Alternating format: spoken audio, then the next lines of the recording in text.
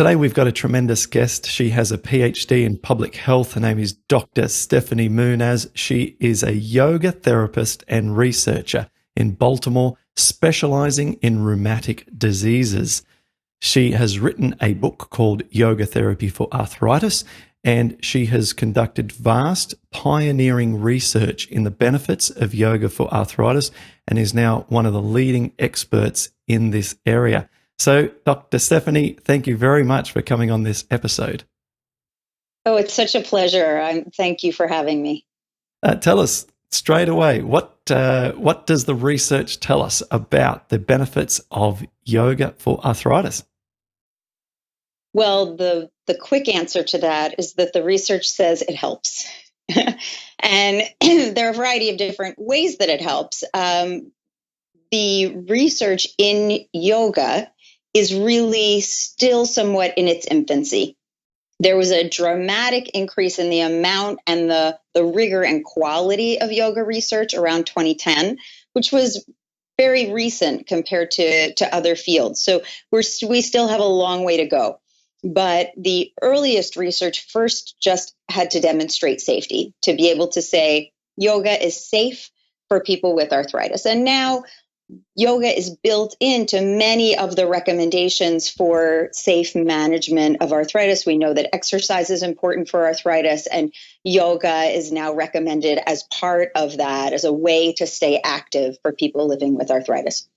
In addition to being safe, however, there are a variety of benefits for people with arthritis when they practice yoga. The most obvious is that it helps you stay physically fit, right? Like anybody else, with or without arthritis, staying active helps you to stay fit. And that can be in the areas of strength, flexibility, mobility, balance. One of the good things about yoga is that it doesn't just train one aspect of fitness, but it touches on all of those areas.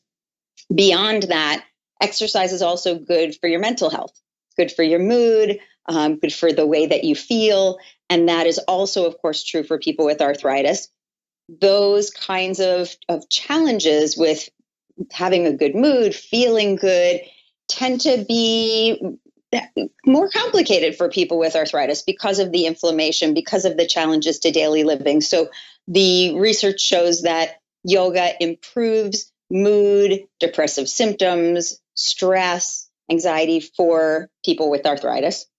Additionally, it improves quality of life, the way that you feel about how you're doing, how healthy you are, how your health impacts your daily life, how your arthritis impacts your daily life.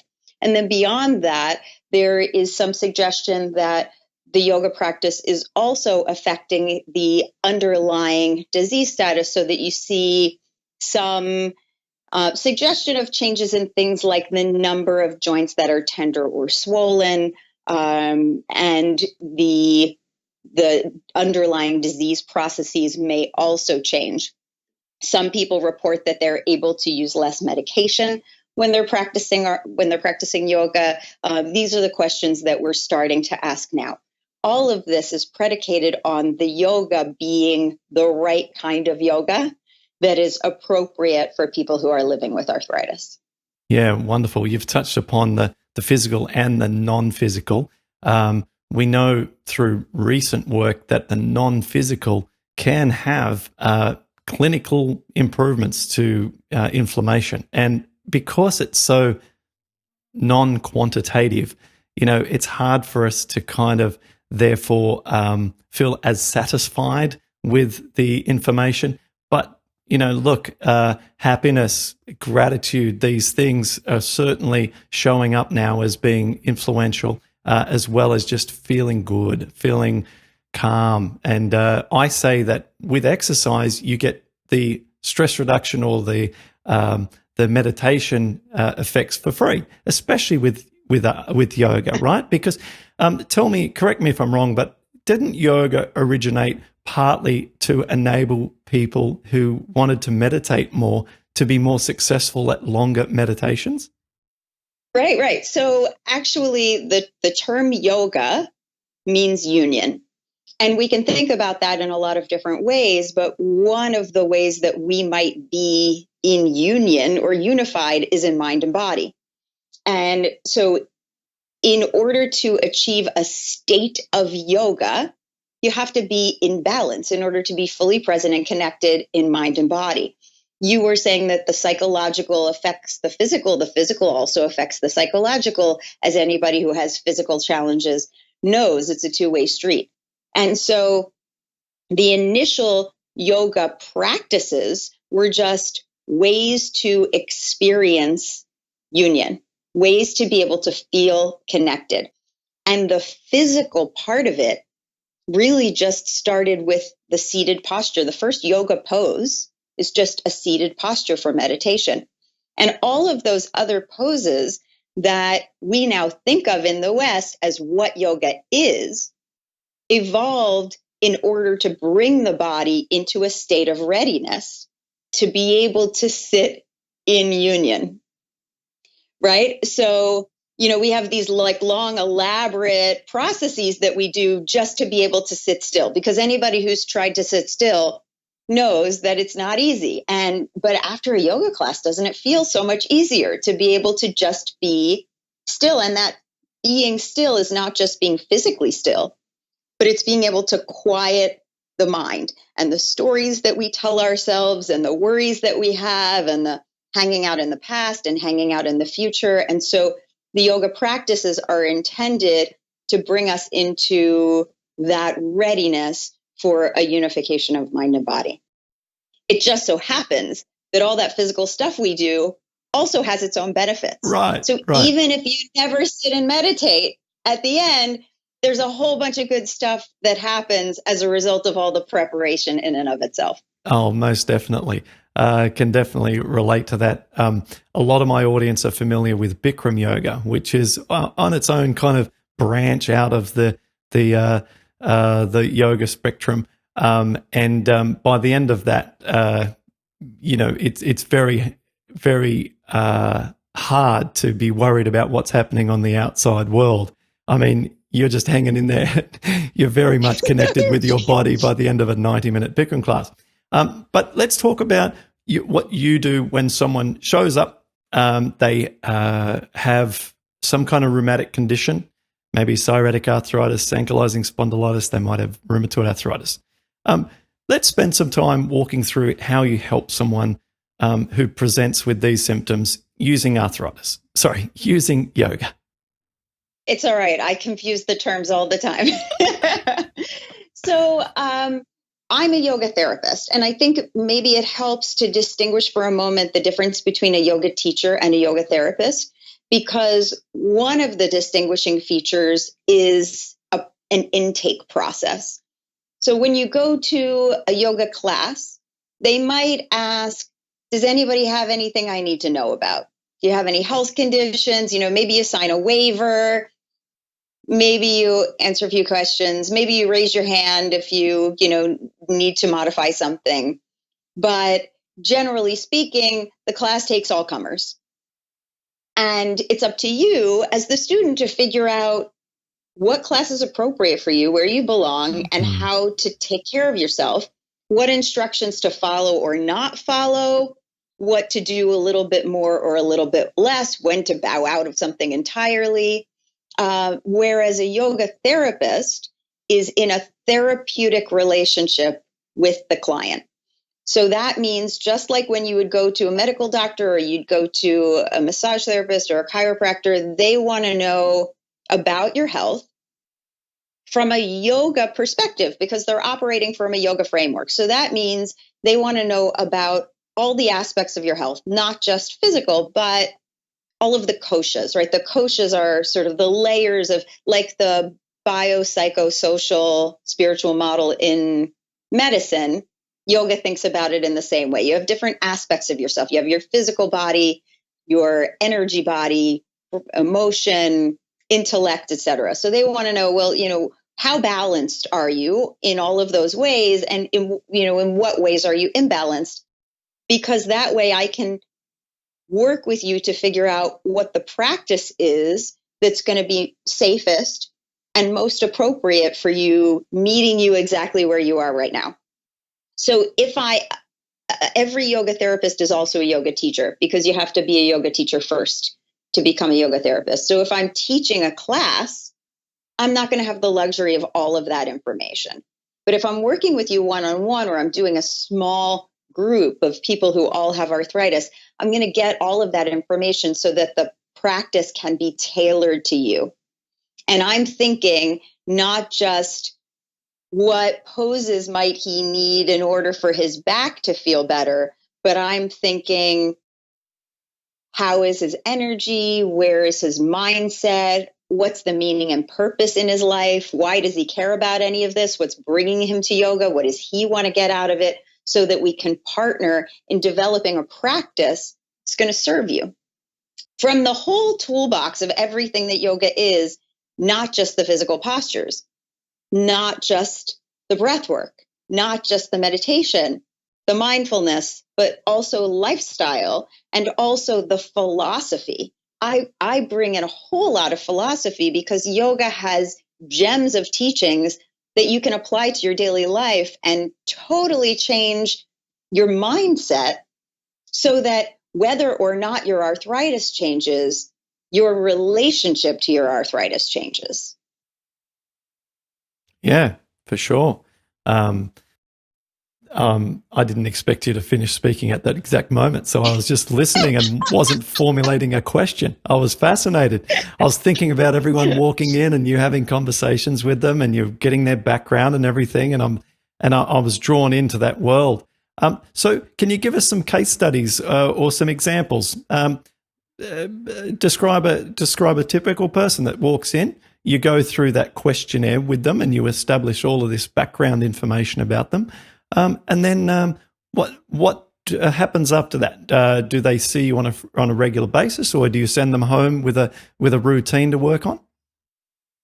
Yeah, that's a good question, Clint. And it can happen in a variety of ways. And it's based on the readiness of the client and, what they're up for, what they feel like they need, how deep they want to go. There are some people who are regular yoga practitioners who now all of a sudden have arthritis, and they already are very familiar with yoga, but they want to figure out, what do I need to do differently now that I'm experiencing my body in a different way? And so that's going to be different from somebody who maybe has been living with arthritis for decades, but has never been in a yoga class before, right? So I'm meeting you where you are, both in your yoga experience and also in your arthritis experience, because somebody who is newly diagnosed is just wrapping their head around what all of this means, what my life is going to be like, what I'm going to have to let go of, what's going to be possible for me. There are aspects of grief, of letting go of, the person that I may have been before I had this, and accepting a new normal of, these are things that I'm going to be dealing with that are different. All of the information from the medical doctor that might have made your head spin around multiple times. And so what someone like that might need is perhaps just to learn how to breathe deeply. And maybe that's where we start. Without even any postures. And so I'm always sending my clients home with homework, because yoga, unlike a lot of forms of integrative health, is not something that someone does to you, but something you do for yourself. So you don't show up to me like an acupuncturist who puts needles in you, or a massage therapist who works on your muscles, or, an herbalist who gives you a pill to take.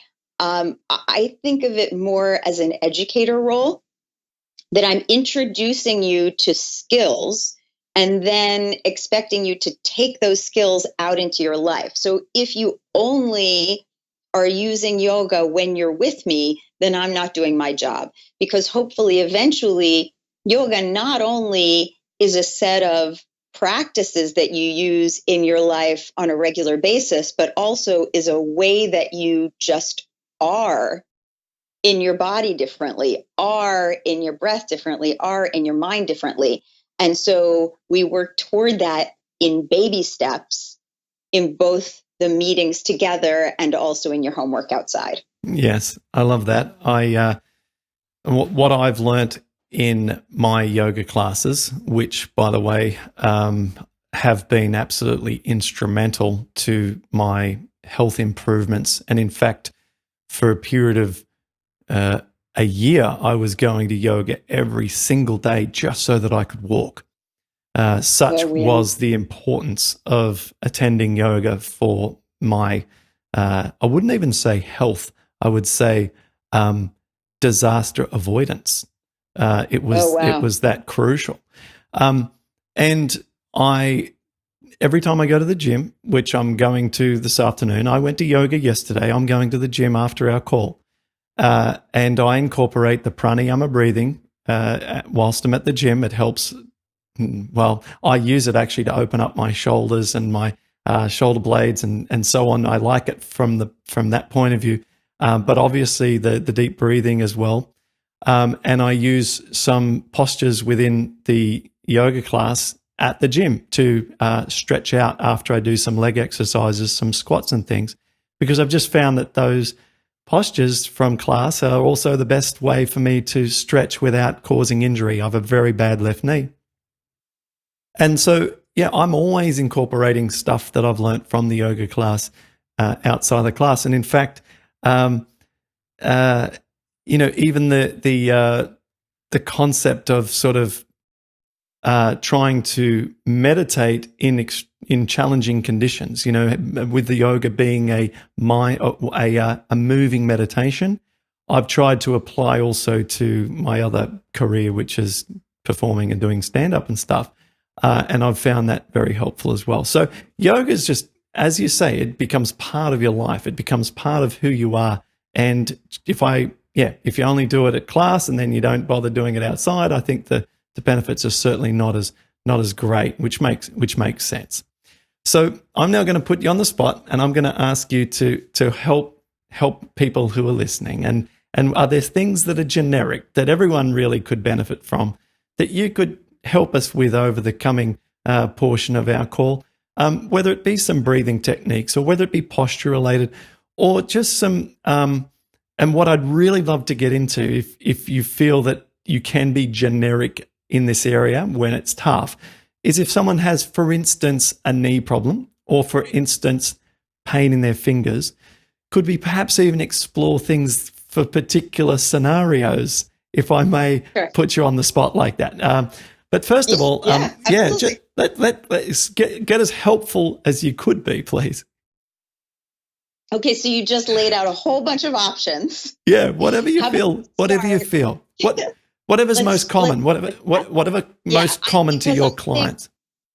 I think that, Brett, let me just say something about the nervous system here, because many of us with arthritis or not are living in a state of ongoing stress response, because we're not getting enough sleep, because we're always busy, because there's sort of a pride in always being busy and feeling rushed and feeling like you have too much on your plate, worrying about the future, worrying about the past. It's just a part of many of our cultures to live like that. And then you add a disease on top of that has a lot of complications, and all the more so. So when we're in a stress response, our body does what it has evolved to do, which is prepare us to fight, freeze, or flee. And that makes a lot of sense when you're worried about a bear attacking you. It doesn't make a lot of sense when you have a work deadline, or, when you have a sick parent or whatever it is. So the physiology that happens in a stress response is bad for our bodies and also for our minds. And it's accompanied by a particular breath signature that many of us walk around with all the time, which is that our breath is shallow and short and high up in the chest. And if you're trying to exert, then you need that faster breathing rate. You don't have time to be able to slow down and take full deep breaths. but it's not healthy to stay in that acute stress response for long periods of time. And it turns out that we can turn that off with the breath. So instead of, or in addition to trying to change all those things that feel so stressful, we can change the way that we breathe. So the stress response has an opposite, and it's called the relaxation response. And it's like a light switch. It can't be both at the same time. It's either one or the other. So either we're in the stress response or we're in the relaxation response.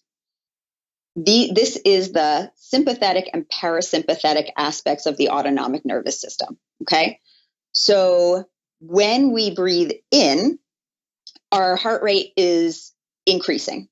And when we breathe out, our heart rate is slowing down. And so we have this sort of wave where our nervous system goes into sympathetic and parasympathetic in a rhythm. The more time we spend on an exhale, the calmer our nervous system gets. And even just thinking about a slow exhale, you can sort of almost feel that already, right? So when we take a slow, long exhale, we're engaging the relaxation response and turning off the stress response. Now, in order to be able to take a long, slow exhale, you have to have enough air to let out slowly. If you're breathing high up into your chest, that's not possible. So the way that we start is by allowing the diaphragm to move. Now, the diaphragm separates the chest and the abdomen. It's like a little barrier. And as it descends, it allows the lungs to draw in a bunch of air. And then it rises as the air goes out of the lungs and back out on our exhale. If your hands are on your belly, you can feel that when you breathe in, your belly expands. The belly is expanding because the diaphragm moves down and it sort of squishes all the organs in the abdomen and they have no place else to go. So if you're breathing properly to engage the relaxation response, your belly is going to move out as you inhale, and then it's going to move back in as you exhale. Now, some people get really uncomfortable with the idea of their belly moving out. And so one of the things that I tell people is that what's actually happening when you breathe in and out and your belly moves is that you're toning your abdominal muscles by allowing them to engage and relax and engage and relax. It's like doing crunches by just breathing. And if you've ever watched a sleeping baby breathe, you can see that their belly rises and falls quite naturally.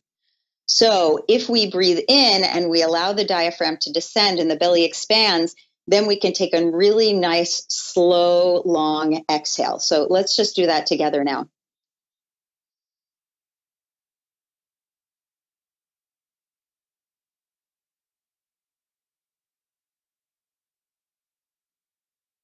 And you find that when you do that, that there's almost a little pause at the bottom before the breath just naturally rushes in again.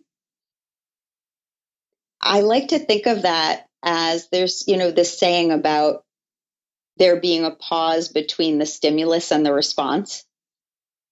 That pause between the exhale and the inhale, there's nothing happening. There's no doing, there's only being. So it's a really nice metaphor for taking a moment, which we rarely do in life. Just take a moment and just be without reacting, without rushing into the next thing. So when you notice that your breath does that naturally, it takes a little break.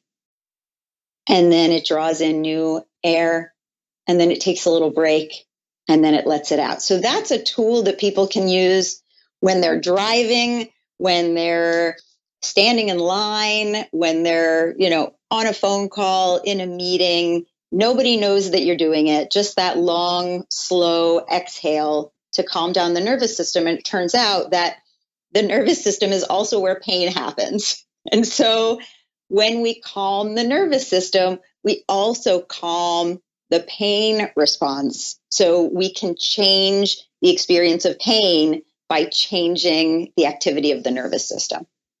Something that's so common and that we give so little thought to has so much potential to influence us so positively if we give it some consciousness. I love when you were talking about that state in between the breaths where you have that state of being and nothing else. I've heard that referred to before as that's where you can find God. You know, it's that kind of it's that moment where you really are just purely present, and it's lovely. It's just a moment, but it's a nice one. I feel nice and calm just by working on this with you just in those few moments. So if we did it all day when we're out and about, I'm sure that the effects would be much more profound. Give us some more things. That's obviously one that we can implement right away, nice and simple. Right. Are there some others that you teach that are also kind of generic? And if you like, I'd like to also explore some more, individual cases, like some hands and elbows and knees and ankles, if you want to go there. So I'm just all ears with what you could teach us.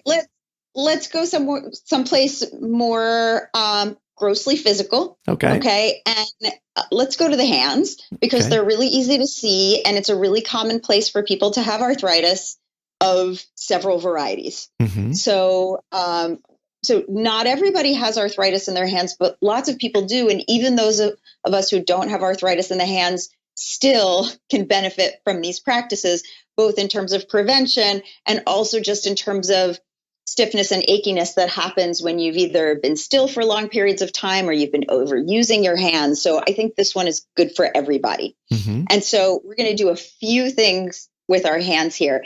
There's something that I do, especially if I am going into a place that has a large crowd. Mm-hmm. Let's say it's a stadium full of people. Maybe it's an arthritis event, like an arthritis walk. And so there are going to be people of all kinds, of all ages, with all different kinds of challenges. And I want something that everybody in the room can do. Or I'm going into a senior center, and there are lots of people who are wheelchair bound or have a lot of limitations. These are things that I do for just about anybody. And it involves essentially moving every synovial joint in the body. So what I'm going to show you for hands, I would really do from the toes all the way up to the head, just very quickly moving through the whole body. And it's great to do, especially for people who have morning stiffness, who wake up in the morning and feel very stiff and achy, and it's hard to work that out. But just getting every joint in the body moving can be really helpful in those situations.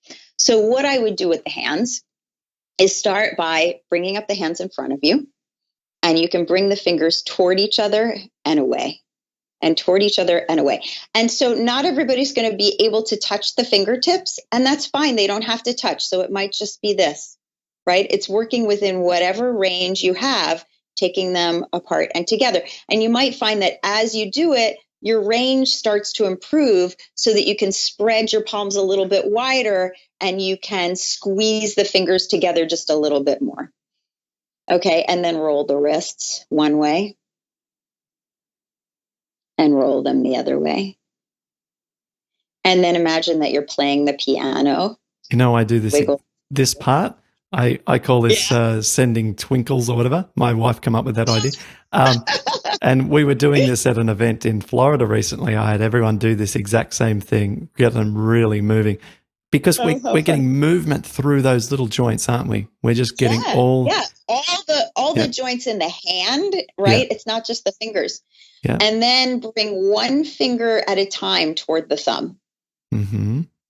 So I actually do this one. And again, it's fine if it doesn't touch. I do this one with kids, and I teach them a little meditation with it. Peace begins with me. Peace begins with me. Peace begins with me. It's beautiful. So it's a little sort of mantra that they can say in their minds while they're moving finger to finger. And it's a way to calm the mind as well as moving the body. And then bring the palms toward each other and away. And toward each other and away. And again, fine if the palms don't touch. You're just bringing them toward each other. We actually had somebody in one of our yoga research studies who, at the beginning of the study, her hands looked sort of like this. Mm-hmm. And by the end of the study, she was able to bring her palms together. And that was such an incredibly powerful experience for her, because she felt metaphorically like it allowed her to express a prayer of gratitude for being able to move into this position. And from here, you can roll the wrists this way. And you can roll this way. Yeah. And then take the hands out in front and like flex and point. Mm-hmm. I got to get some distance so you don't knock your microphone over. Right. And then you alternate one and then the other. So this is also good for the brain. Mm. Good. And then just shake the hands out. Yeah. And let them go. So you don't want to do any of that for too long, because as with anything, the poison is in the dose, right? So if a little bit can be beneficial and a lot can be harmful. So if you especially are someone whose hands start to hurt from overexertion or from too much activity, then there's a fine line between doing enough movement that you don't get stiff, but not doing too much that you get sore. And only you know how much that is. So what we just did right now, we did some of those things for longer than I might have, especially in a large group. But there are little things that anybody can do for as long as feels okay. You know, there's a lot with hands in yoga. There's a whole aspect of yoga called mudra, which is all kinds of different hand positions. And those hand positions are intended to change subtle energy, right? The way that, like acupuncture has Chinese meridians, yoga has similar channels of energy through the body. The different hand positions can be beneficial physiologically too, on like a musculoskeletal level, but it depends on the person, because what is beneficial for one person can be harmful for another. And so there are some hand positions that I might think feel really good. Like, just for example, something like this might feel really good if your arthritis hurts when you go this way. But if you have carpal tunnel, then this is going to be terrible, right? Sure. So that it all has to be considered in the context of what are the joints that are affected by the arthritis? Is there any deformity? Are there osteophytes at the joint that we need to be aware of? So that's why the individual intake is so important. Oh, definitely. I've gotten to know my heavily osteoarthritic knee very intimately through yoga classes. I know, for example, that if I try and sit Japanese style or, fixed firm pose, anything that involves putting my weight on my buttocks back onto my heels in that direction, this is helpful in class. If I try and do it, if I got up now and got down the floor and started doing this, I would aggravate the torn meniscus in the knee joint. And I've often pondered, why is that the case? Why can I, and I've concluded that it's because the joint gets warmed up. It seems to get warmed up during the other sessions. And so, the other postures that lead up to those postures in class. And so I've stopped doing them. I've just stopped doing them. But that's just an example to support your comment that, what works for one person might not work for another. And it's very individual, which I guess is why it's so important that someone gets that kind of concierge or bespoke help from someone like yourself, because these things are hard to work out, especially when you're in class and the teacher's saying, do downward dog, and your wrists are killing you and you're on there trying to do downward dogs. This is why this is the number one complaint of people to me with rheumatoid arthritis who don't go to Bikram, which I keep bringing up because it doesn't put any loading on any of the wrists. And they'll do something like a vinyasa or something, and they're in these downward dogs, and they're like, my wrists are killing me. So, yes. Or child's pose if you have problems with the knees or the hips. There are, and that's why in our research, the poses are tailored to the individual. So, as I said, yoga is union. Yoga, the ancient art of yoga, doesn't say that, you need exactly a 45-degree angle between, this joint and that. And so there's actually some writing that I've done around this issue of what makes a pose yoga. And there are a whole bunch of things that make a pose yoga that are not about the actual physical position of the body. Mm. But it's up to the student to, one, be able to advocate for themselves and say, this doesn't work for me. I need a different option. And either I'm going to be creative and figure it out myself, or I'm going to ask for help, or whatever the case may be. But in order to advocate for yourself when something doesn't work for you, you have to first be aware of it. And that is a skill that yoga teaches, is just paying attention to what's happening in your own body, especially for people who are in pain. There can be an impulse to say, you know what, I'm just going to ignore everything that's happening in my physical body because it's all bad news, and I need to get through my day. And if I indulge in what's happening in this hip and that knee, then I'm going to be debilitated. And so I can't even go there. But while that may be adaptive in some ways, it also prevents us from being able to make informed decisions about what is working and not working. And no one can be more of an expert of your body than you. I say, I may be the world's leading expert on yoga for arthritis, but you're the world's leading expert of your body. And so I'll bring the yoga and you bring everything that you know about that body that you've been living in, and let's figure it out together, because I can't know how your hip feels in this pose. Only you can know that. But in order to know it, you have to pay attention to it. Yeah, definitely. Tell us, does everyone get results when they come and see you? If there's people who are thinking about if they live in the Baltimore area, or whether or not they would even travel to see you, or whether or not you might do consultations over Skype and so forth. Superficially, we're all interested in pain relief, physical pain relief. Yes, we would love to have a better mind-body connection and feel calmer and everything and so forth. But pain relief is the results. That's the golden ticket we're all after. Are you successful in most instances in achieving that? 30% reduction in pain. 30% reduction in pain. Okay. That's what we want to hear. With no side effect, with good side effects, right? Now, are these figures, is that figure coming out of your clinic, or is that from the studies that you've helped pioneer in the past? That's our research. Yeah, that's our research. That's your research. Sorry, so that's coming at your out clinic. Yeah. So the research that I've done has been at the Johns Hopkins Arthritis Center, at the National Institutes of Health in Washington, D.C., and now at major hospitals in New York City.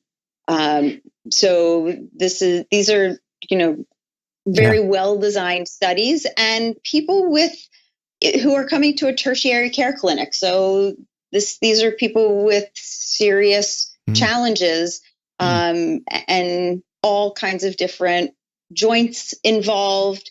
When you say it would be nice to have more of a mind-body connection, but what we really want is pain relief, I'm just going to play devil's advocate and say that's where the pain relief comes from. Sure. Because the pain signal, I teach this to my students, I make them say it over and over again. Pain is an output of the brain. Pain is not something your knee tells your brain. Pain is something your brain tells your knee. So if you can change what's happening in your brain, you can change the pain, even if your knee doesn't change at all. So you may be familiar with the studies that have shown that there's actually very little correlation between tissue damage and arthritis pain, right? So you could have only a little bit of damage, but a whole lot of pain, or you could have a lot of damage and very little pain, which seems like, well, that stinks. That's terrible news that you could have a whole lot of pain from just a little bit of tissue damage. But it's actually a huge opportunity because it means that you can change the nervous system to affect the pain without even making any structural changes. And so to me, if I'm thinking like a scientist about this, I actually think that's why yoga is so effective. It's because what is happening in your brain besides these impulses that are going back and forth, a message goes from your knee to your brain, and then your brain has to decide what that message means. And your brain makes that decision based on who you are, past experiences that you've had, knowledge that you've been told, things that you think about yourself, what your parents taught you. So all of that stuff, in an instant weighs into how you make sense of this message that's coming from your knee. And because yoga helps us to be more present of mind and make choices with our mind instead of letting it be like a monkey that runs uncontrolled around the room, we can change how our brain talks to our knee. You're getting very esoteric on us now, Steffany, but Yeah, I do sorry. but I totally agree. I totally agree in that part of it. But I've also witnessed the physical cause and effect of yoga, which Sure. I'm seeing is that just the strengthening of the muscles and the connective tissues, the slight separation of the two bones that are touching together to give you that little bit of relief. So you've got both going on, haven't we? We can't absolutely, fail. Absolutely. We're physically fixing the joint. Sorry, yeah. Yeah, go ahead. We're physically improving the quality of the joints by all of the physical movement involved.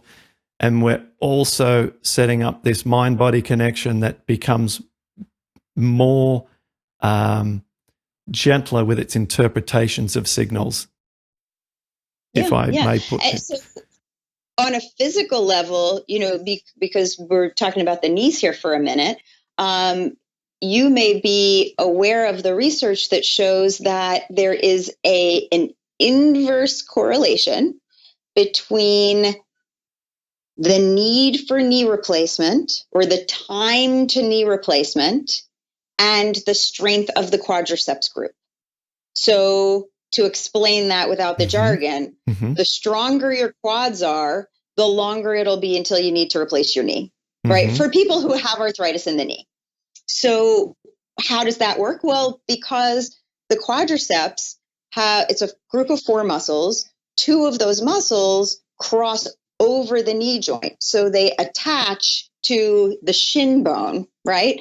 And that means that when you strengthen the quadricep muscles, you're helping to hold the joint together. And for someone who has osteoarthritis, which has an inflammatory component but is also mechanical, it's less wear and tear because there's there's more integrity to the joint because the muscles are picking up the work that the connective tissue isn't there to do.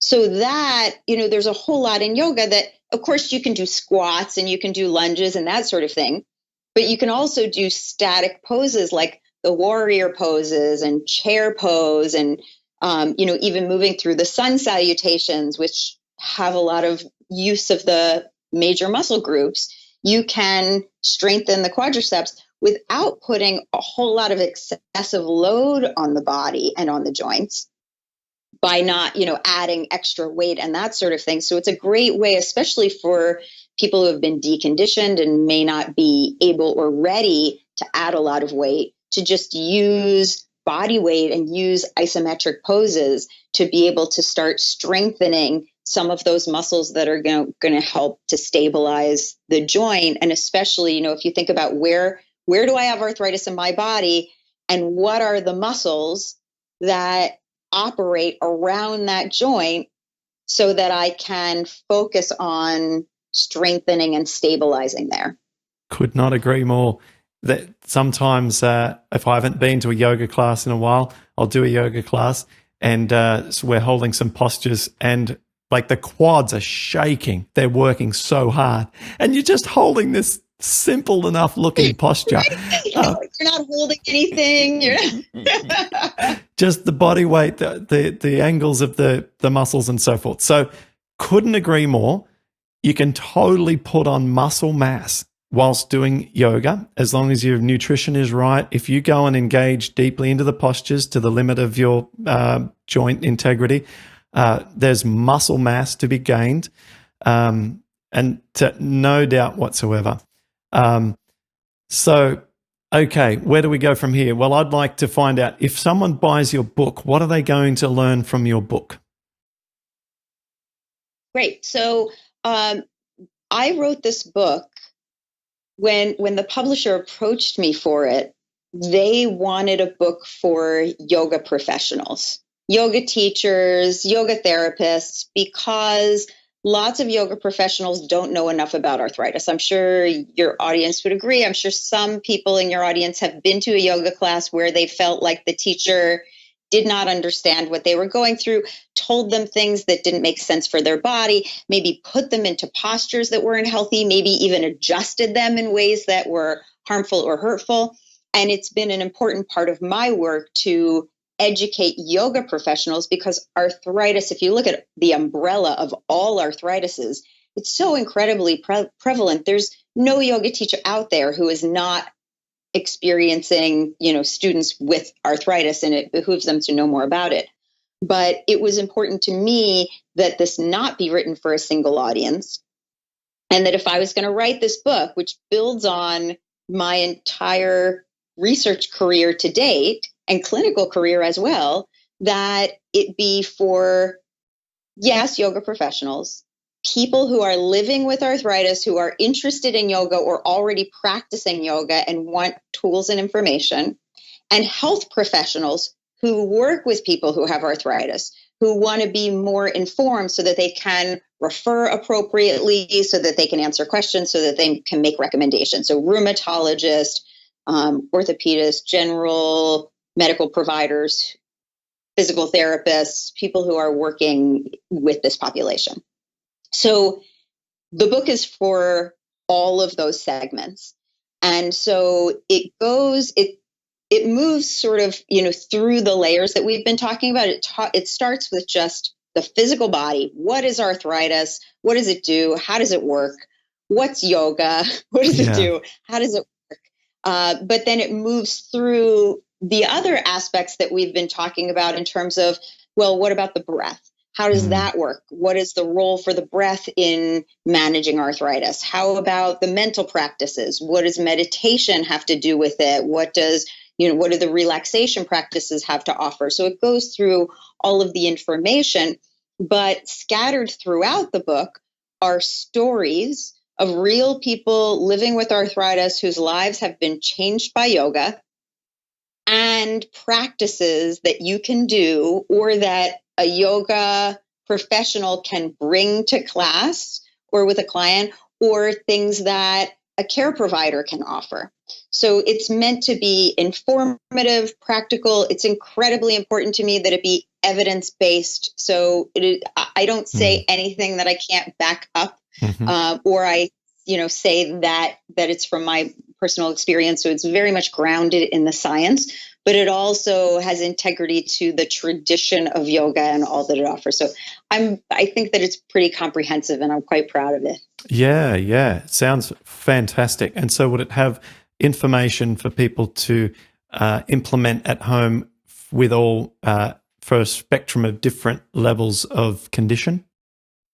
Yeah, absolutely. So there's a section in the book about home practice, and there are a variety of different postures in there, and also a lot of different ways to modify the postures. So you'll see a warrior pose, for example, but you'll see, well, you could put your arms here, you could put your arms here, you could put your arms here, depending on how your shoulders are. You might want to be sitting in a chair. You might want to put a wedge underneath the back of your foot. So it has the ways that we, in our research and also in my clinical practice, modify the poses according to joint activity and limitations as needed. So there are those practical tips in terms of modification of the asanas, but then there are also, guided visualizations and guided, self-inquiry and journaling and breath practices and all of those kinds of tools as well. Yeah, that's sensational. Do you do Skype calls for people who want one-on-one help? Yeah, actually, a lot of what I do is over Skype or, other video conferencing, both with people who are experienced yoga practitioners who are looking for, to go a little bit deeper or personalize their practice, or people who are brand new to yoga. So, and with all different forms of arthritis and all different joints affected. Yeah. Well, I think there'll be a lot of people interested in maybe exploring that with you. So if someone wanted to contact you, is it best to reach out to your clinic, or do you have a contact preference? Yeah, so if you go to my website, which is arthritis.yoga, there are ways to schedule an appointment with me right there. You can email me and ask me any questions that you have. You can just peruse the information, pick up the book or other offerings. There's an option to become a member and then get a whole bunch of additional resources and information. So probably the website is the best place to start, and then find what you're looking for from there. Yeah, that's awesome. Well, thank you very much for coming on this show. And I've learned some great things from you and really enjoyed talking about one of my true passions, which is yoga for our health. My wife originally got me into it. She's been doing yoga for a very long time. She started out with dance at a very young age, which I think you mentioned when we were talking offline. I don't think we talked about it on this call. But you started dancing when you were very young, and so did she. And then she got into yoga, and she also is a yoga teacher, taking some time off at the moment because of all the kids. But this conversation is very close to my heart. So thank you for sharing this great information. And there's so much more to talk about, but we might save that potentially for maybe another call in the future. And people can reach out to you or buy your book. So thank you, Steffany. I really appreciate it. Absolutely, Clint. It's been such a pleasure. I would love to do it again sometime. Thank you so much.